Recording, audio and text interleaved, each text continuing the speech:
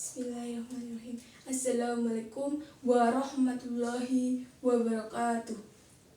Salam, Om Swastiastu, Namo Buddhaya, salam kebajikan, dan salam sejahtera bagi kita semua. Yang saya hormati Bapak Kepala Sekolah Bapak Sumarno SPD MPD, yang terhormat Ibu Istiqomah selaku Guru Bahasa Indonesia, serta teman-teman yang saya banggakan. Pertama-tama, marilah kita panjatkan puji syukur kehadirat Allah Subhanahu wa Ta'ala yang senantiasa memberikan kenikmatan serta hidayahnya kepada kita semua. Saya, Zuanda Fauziah, yang akan menyampaikan pidato bertema Pemilu di tahun 2024. Hadirin yang berbahagia, di tahun 2024 ini, tahun yang dinamakan dengan tahun politik.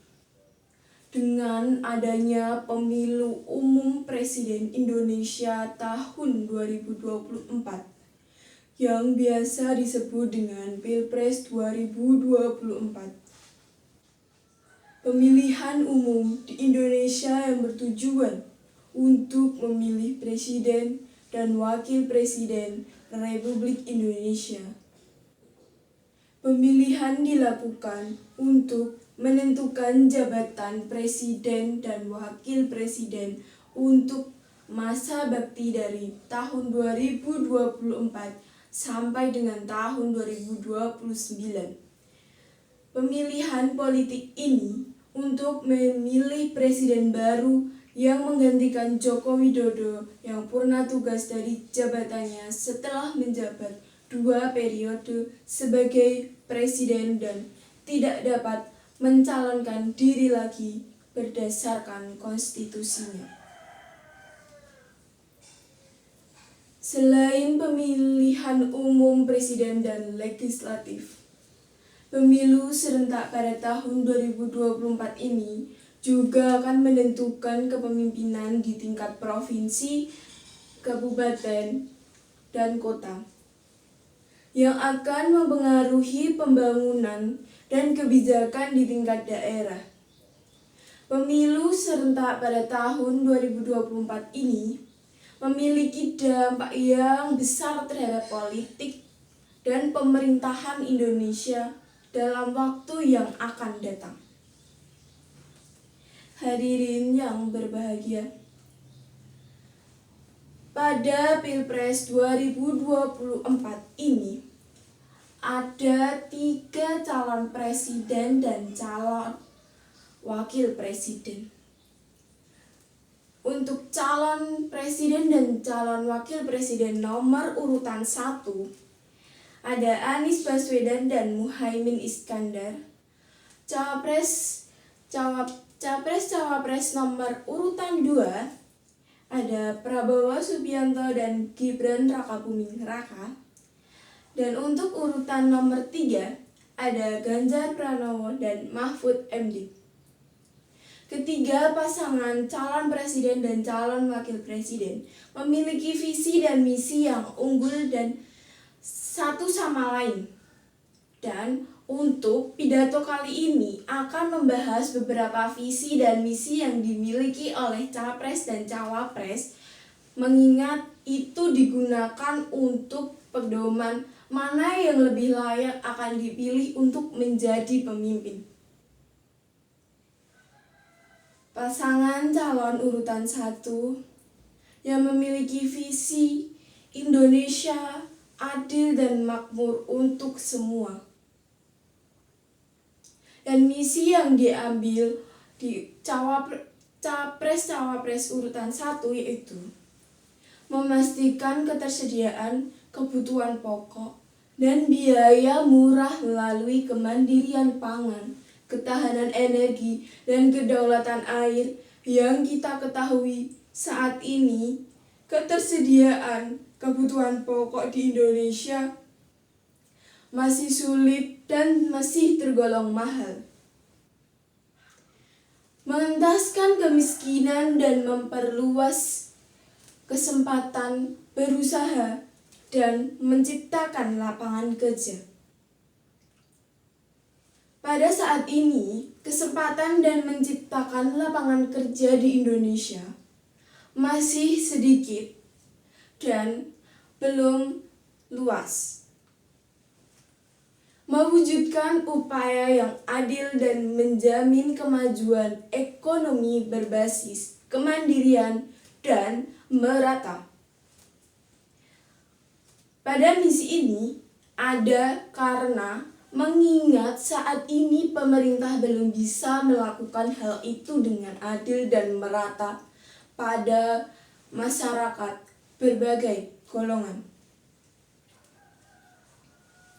Hadirin yang berbahagia, pasangan calon nomor urutan 2 juga memiliki visi dan misi. Dengan visi yang dimiliki bersama Indonesia Maju menuju Indonesia Emas. Dan untuk misi yang dimilikinya, memperkokoh ideologi Pancasila, demokrasi, dan HAM. Memantapkan sistem pertahanan, keamanan negara, dan mendorong kemandirian bangsa melalui swasembada pangan, energi, air, ekonomi kreatif, ekonomi hijau, dan ekonomi biru. Meningkatkan lapangan kerja yang berkualitas, mendorong kewirausahaan, mengembangkan industri kreatif, dan melanjutkan pengembangan infrastruktur yang ada.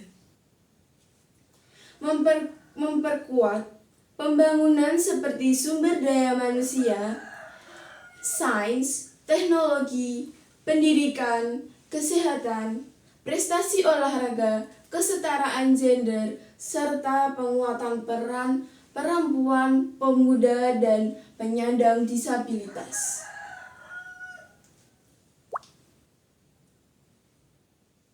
Hadirin yang berbahagia, berikutnya ada pasangan calon urutan 3. Ini juga memiliki visi menuju Indonesia unggul, gerak cepat, mewujudkan negara maritim yang adil dan lestari. Untuk misi pasangan calon nomor urut 3 itu mempercepat pembangunan manusia di Indonesia yang berkualitas, produktif, dan berkepribadian. Mempercepat penguasaan sains dan teknologi melalui percepatan riset dan inovasi. Mempercepat pemerataan pembangunan ekonomi. Mempercepat pembangunan sistem digital nasional. Mempercepat perwujudan lingkungan hidup yang berkelanjutan melalui ekonomi hijau dan biru.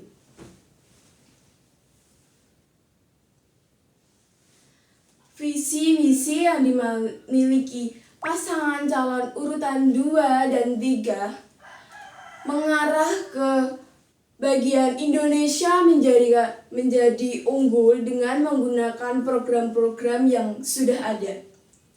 Dengan ketiga visi misi tersebut bisa digunakan sebagai bahan pertimbangan untuk memilih dan dipilih, tetapi semua itu tergantung kepada pribadi masing-masing, mengingat semua orang memiliki hak untuk menentukan pilihannya sesuai dengan kata hati.